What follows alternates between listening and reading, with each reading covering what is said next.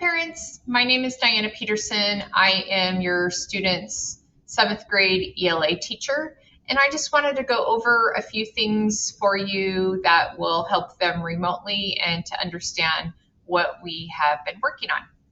So one thing I wanted to share with you is the slide deck, which is found in their Google Classroom. So when they have a tab open, they can click on the waffle, which will then open up their icons and they can go to Google Classroom. In Google Classroom, you will see all their different classes. So here I will click on the 7th grade ELA class, and the screen will look just like theirs. You'll have stream, classwork, people, and grades up at the top. I'm going to go to classwork. And in this section, you will see all of the assignments that I have assigned by weeks. And this top one is not an assignment. This is just where I keep classroom resources, mostly tech help. So for instance, if they forgot how to get into their collection book, they could go and watch a quick video there on how to do that.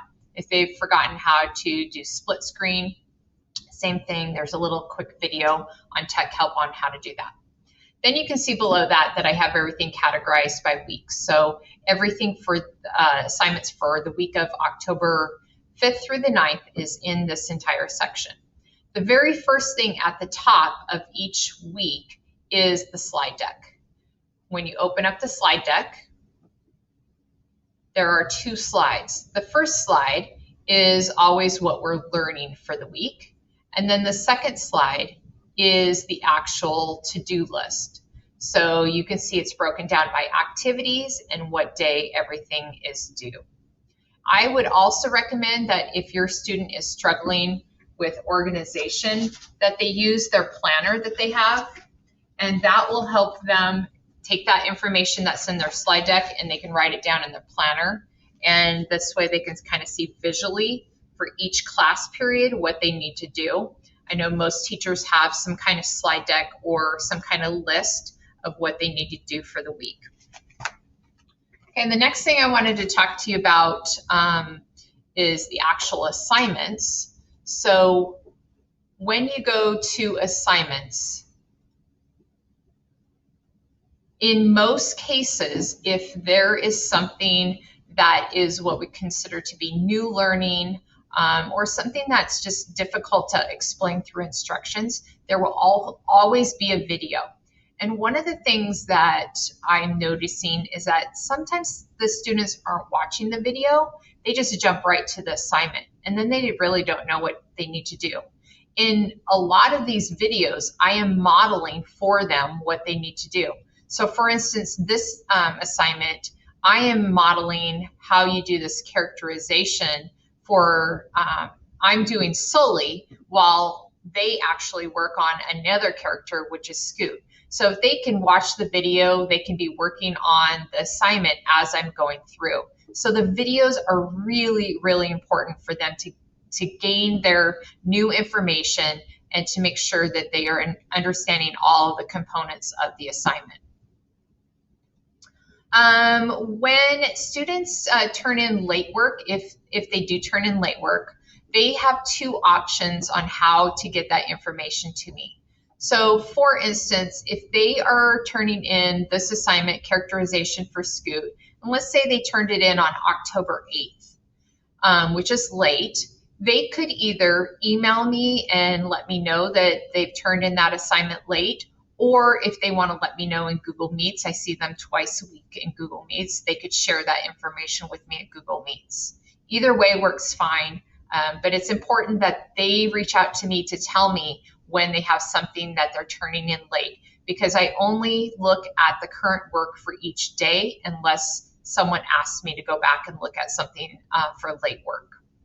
Late work is also accepted 2 weeks late, and after that, once we get to the 2-week period, I call it the assignments are ready to expire, which means that in the grade book, they go from what is a missing assignment, which does not affect their grade, to a 0, which does impact their grade. So there are some students out there that right now, it looks like their grade is pretty stable and that they're doing okay, but As we continue to move forward, if they have a lot of missing work and those missings become zeros, that will definitely impact their grade. One thing that you can do to monitor their grade is to check PowerSchool on a regular basis. If you have not signed up for PowerSchool, you can do that through the main office. They will get you your access code to be able to do that. If you have done that and you've forgotten it, or whatever the circumstances are, and you just want to jump on and see what PowerSchool is on your student's Chromebook, that is totally fine too. And the way that you do that is you open up a tab, and at the top you go to their CK School bookmark. Okay, once you're in their CK School bookmark, you can go down to Classlink. Classlink is where we have lots of icons for the students of places that they need to be able to access. So they don't have quite as many as I do, but they do have quite a few in Classlink. So for instance, PowerSchool is right here. Mine says Power Teacher. I think theirs says Power Student, but you can just click on that, and then that will take them to PowerSchool, where you can see their grade 24/7, and it's live.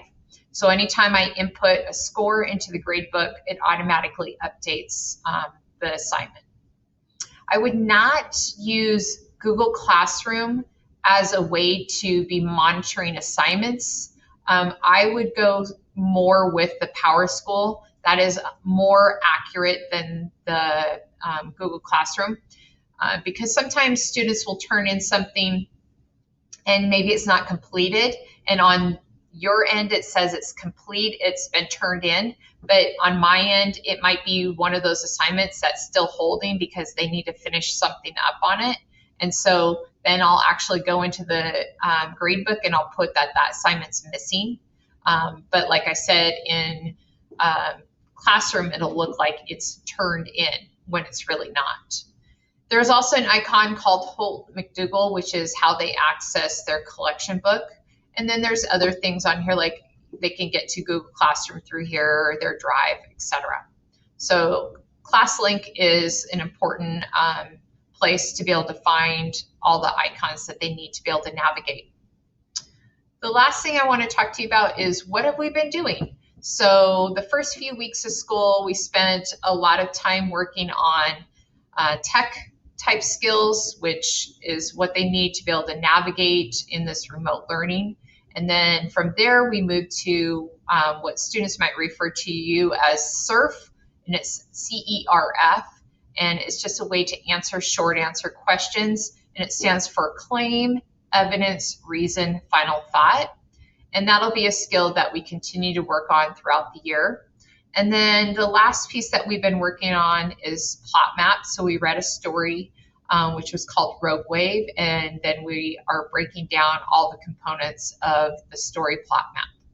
So if you have any questions, please feel free to email me anytime, or you can give me a call at 360-662-4155. Thanks for watching.